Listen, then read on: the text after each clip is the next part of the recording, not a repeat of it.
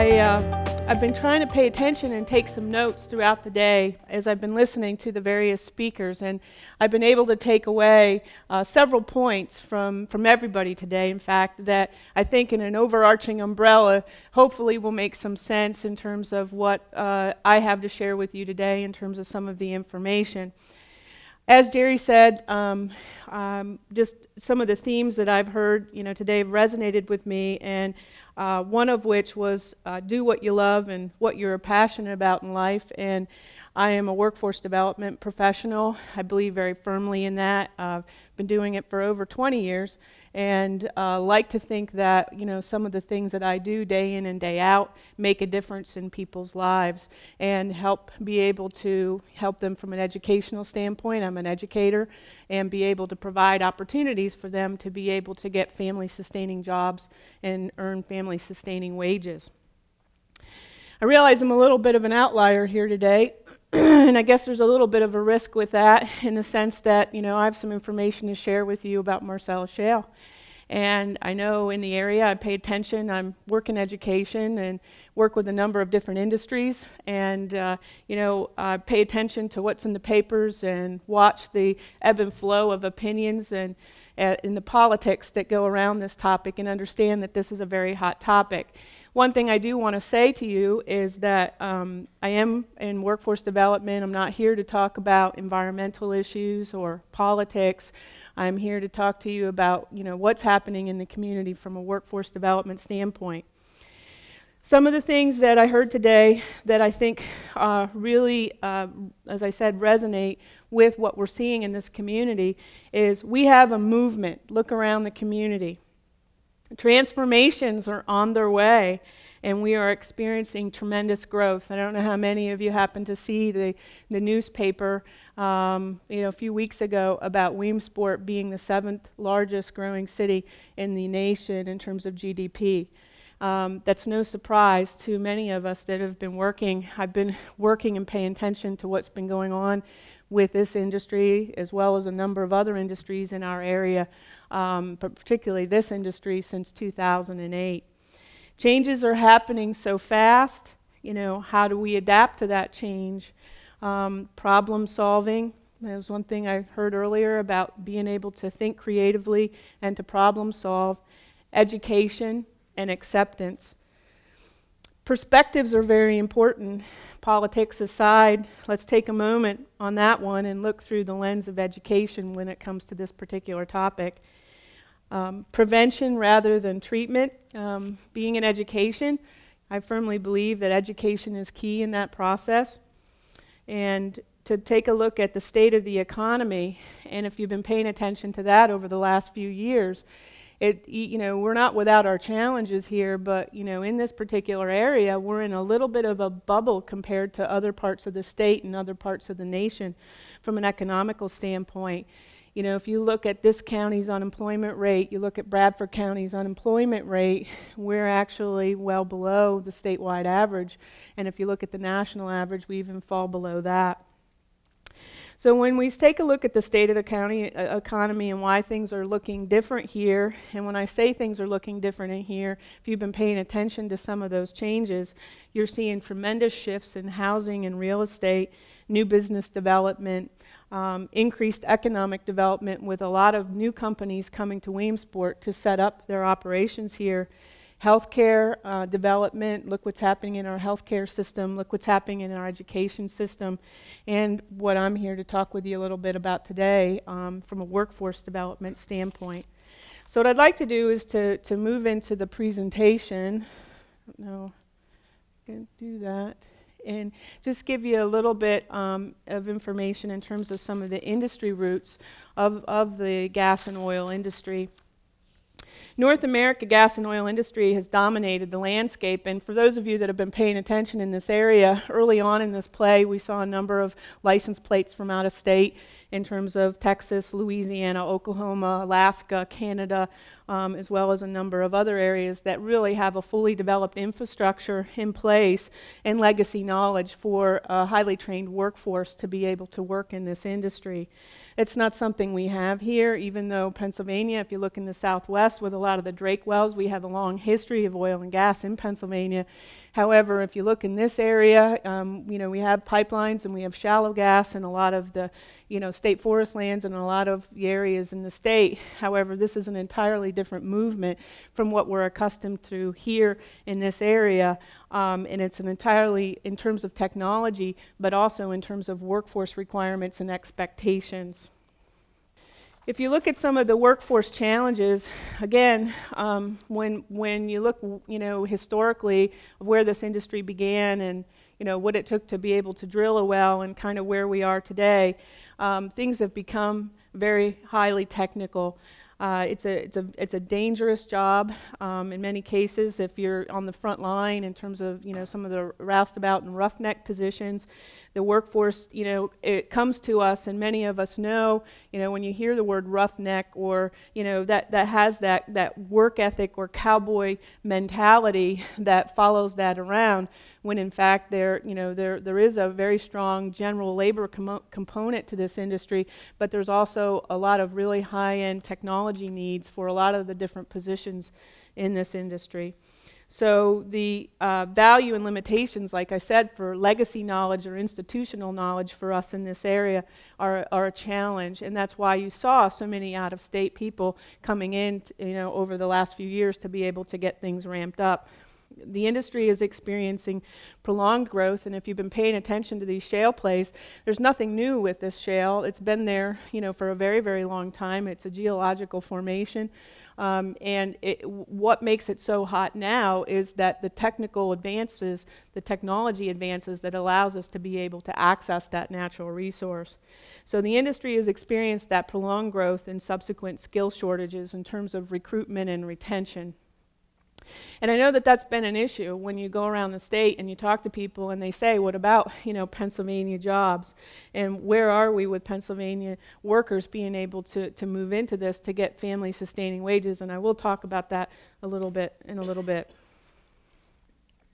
If we take a look at the Marcellus Shale play, just so that you have an idea of what we're talking about here, when I first began researching this and doing some work on this, it was ranked as the third largest natural gas reserve in the world, and subsequently over the last year or two, it's moved up in rank to be the second largest natural gas reserve in the world. And if you step back and think about that, of what is right under the surface here, 7,000 feet below, it's a pretty amazing natural resource.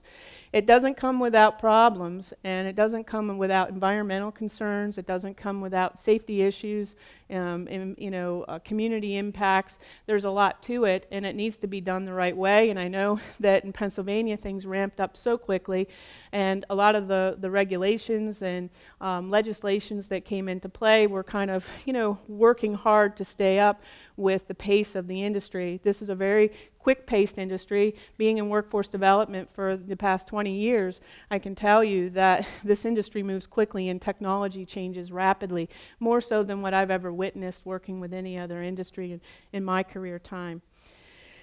When we look at the play and we say, is it a flash in the pan and is it going to be gone tomorrow? I'm here to tell you no.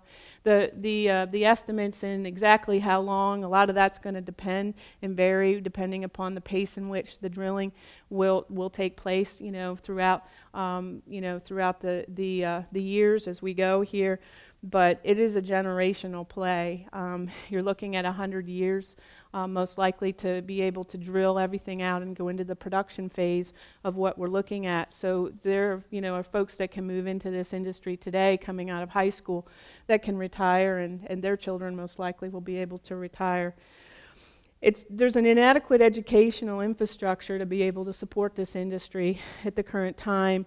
which leads to a lack of a sufficiently trained workforce, which adds to some of the PR and some of the bad press that the industry has received in terms of some of the accidents and some of the other things that you might have heard about this. But I can tell you there's a lot of companies that work very hard to make sure that those training programs and educational programs are in place. And it's important to make sure, you know, from right at the very beginning, K through 12, you know, and the secondary system as well as post-secondary is aware of what type of educational opportunities are out there, what need to be developed, and what kind of job and workforce opportunities present themselves. So there's a value of customized and formalized pre-employment training. We didn't know what we didn't know when we began with this a number of years ago, and so from an educational standpoint, we wanted to step back and look at what was going on. So we took a look at this industry and kind of broke the state up into regions and tried to figure out, you know, where the activity was and what kind of, you know, supply chain was needed and where those impacts were. There's a lot of jobs that are impacted directly, and there's a lot of other jobs and industries that are impacted indirectly. So we wanted to really get a handle on that. And what we tried to do is once we had our statewide map broken down into the various sections, we wanted to develop a matrix that looked at the different types of jobs or occupations that are involved through the various phases. And how we did it was through the pre-drilling phase, the drilling phase, and the production phase.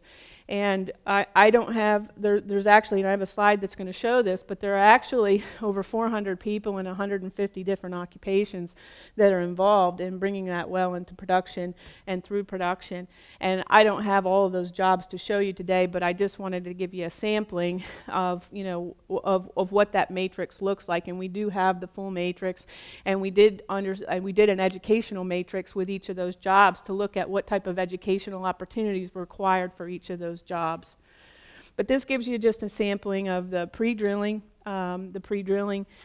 positions and jobs, and looking at civil engineering and environmental technicians, foresters, geologists and geophysicists, GIS technicians, land clearing, landmen, lawyers, lease administration, lease acquisition. It just starts to give you a sampling. Like I said, it's not a full comprehensive listing, but just to let you know that there are that many different occupations involved with this process. When we look at the drilling and completion phase of things, you know, we're looking into hauling, you know, rig moving, because the rig moves. And a lot of what we're seeing now is that when this first started in this area, they were developing single well pads, and now they're doing multi-well pads. And, you know, you're seeing anywhere from 6 to 10 wells drilled per site. And so you see the rig moving on the well pad, which cuts down on a lot of the environmental footprint, as well as the cost and the time into production, and it really maximizes the economy of scale for that particular resource. But you get into accounting and roughnecks and roustabouts. You know, a roughneck is a general laborer that works on the drilling rig. A roustabout is a general laborer that works around the well site and helps to prepare that site, you know, and whether it be construction or, you know, in the holding ponds or whatever needs to be done. But the roustabout is not on the drilling rig. You know, your casing crews, your licensed commercial truck drivers, cement pumpers, civil engineers, company man, construction managers, diesel technicians. Again, just a sampling, but just to give you an idea of the type of positions and jobs that are available. When we look at production, we're looking at petroleum engineering, heavy equipment maintenance, well tenders. Roustabouts are still involved in some of the production. Compressor operators, service rig operators, production engineers, equipment calibration, production foremen, landscapers, plugging crews. I mean, the list goes on. And some of these names and occupations are going to be things that are mainstream that you're going to have some familiarity with, and then others, you know, are really specific to this particular industry.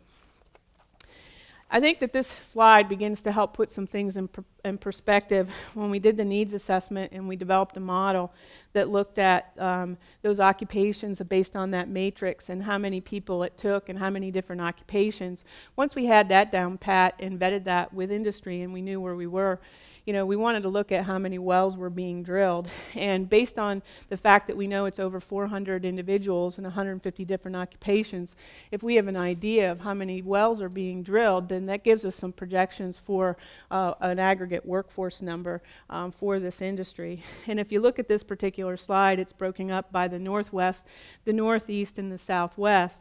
And the Northeast includes Lycoming County, and includes, Bradford County, Sullivan County, a lot of where you see the main activity. And you can see that projection, even as you go, shows the largest number of wells drilled. So we're really kind of in the epicenter. Not so much Lycoming County per se, but what Lycoming County does bring to the table is maybe it doesn't have the most number of wells that have been drilled, but because we have some infrastructure here, you're starting to see a lot of corporations and companies moving here from an economic development standpoint. And I'm sure you've probably noticed that in terms of just population and changes and truck traffic and a number of things that you're starting to see that, hopefully county commissioners and a number of other people are beginning to pay attention to, because the infrastructure here, is built and has been maintained for a number of years for the type of living that we have here in a sort of rural community, and what that would look like as populations and some of this economic development activity begins to shift. Again, just to talk through what the workforce needs are, the direct workforce to drill a single well requires 420 individuals working in 150 different occupations. Now again, they may be in there for a day or two or a few hours or several days. So what that equates to in terms of a full-time equivalent, you're looking at 13.09 or 13.29 full-time equivalents and workers annually for each well. And the reason that number varies is because in the Southwest and also what you're seeing now in the Utica Shale development is they have what's called rich gas or wet gas, and what that means is there are other gases and liquids that they're getting, whereas here in this area it's dry gas, it's 98% methane, and it goes right into the pipeline with very little processing except to move a little bit of the sand and water as it moves, comes out of the ground and through the various processing pipelines before it goes into, that goes into the gathering lines and then into the mainstream pipelines. What we're looking at there is about 24,000 to 30,000 full-time equivalents by the year 2014 for the state. And again, they're not all going to be here, but again, if you paid attention to the well count and where the activity is, you're looking at a high percentage of that activity being in this general area. It's going to create anywhere from 9,500 to 15,000 new jobs over 2010 industry employment. If you take a look here with the workforce requirements by phase, it shows you, breaking down by pre-drilling, drilling, and production, by the year 2014, we're close to 25,000 individuals, working in the state. And that's the median projection. That's not the low projection or the high projection. That gives us that middle projection. So it could be lower or it could be higher depending upon where things go with the pace of the industry. Just a couple more slides here in terms of some of the biggest challenges to finding new workers willing to work the hours. It is a very demanding, hard-working type of industry. The hours are very different than what we're used to in a traditional manufacturing type of state. Good work history, clean criminal background, freed from drugs, experience needed, technical skills, proper degree or certification, and proper interpersonal skills, so you can get an idea of what the industry is looking for in terms of its workforce. This next slide just gives you some of the education and training programs that are most needed by what's required in terms of skill sets, so that you can see in the blue no formal education or training, which represents 15%, in the green 1 to 2 year technical college or vocational degree, which represents 27%. You have the other, 9%. You have the trade industrial certification at 40%, and you have a 4-year degree at 9%. Not unlike a lot of other industries that you see out there when you look at, all the different jobs coming in. Just to give you an idea of a study that we did, and just to try to wrap up here, of a group that we studied, a cohort that we followed for 6 months that didn't have training versus a group that had some pre-employment education before going into the industry. And again, you know, you'll get a copy of this, but the main thing is that we did see, it wasn't a statistically significant result, but we did see, you know, lower attrition rates by people going through the education and training program. We did see lower safety incidents, and we did see, you know, improved work ethic because of, you know, the fact that we spent some time educating people about this industry. And we've gone a long way with talent match systems and trying to make sure people really understand what this industry is about. The actual impact of the training for companies was that the training group, the attrition rate for those that weren't in the training group was almost 40%, while the attrition rate of those that were in the training group was less than 2%. And the actual individuals from the group who were involved in safety incidents was 23%, and the actual rate for the training group was 16%. The actual number of individuals not in the training group who were cited for being tardy or had work ethic issues was 15.4% compared to the rate of 10% for the training group. So again, and that was just a short 6-month longitudinal study following these people, taking a look, you know, at those 3 dependent variables to see the outcome. That's really all that I have in terms of the slides. Just a couple of thoughts. I, you know, just wanted to let you know that, you know, I have a number of letters. One thing that you do need to know that people have found life-changing types of jobs, and we have letter after letter of people going through training program where, you know, they were unemployed and they're making $25 an hour or $30 an hour or $20 an hour, and they've been able to buy a house and do some other things. So, you know, I know there are all aspects of the industry, good and bad and different, just like any aspect in life. And again, the whole idea with today is to bring people together and be able to share information and talk about really what's happening in this community. But some takeaways for education is understand career pathways. This industry has a strong career pathway, educating students at a young age about careers in energy because they're out there and they're not going to be going away. And it's really going to become more and more important for the United States to become energy independent and to have a self-reliance from an energy perspective. And it's all going to be about technology, innovation, and growth, and looking towards those jobs of the future. Thank you.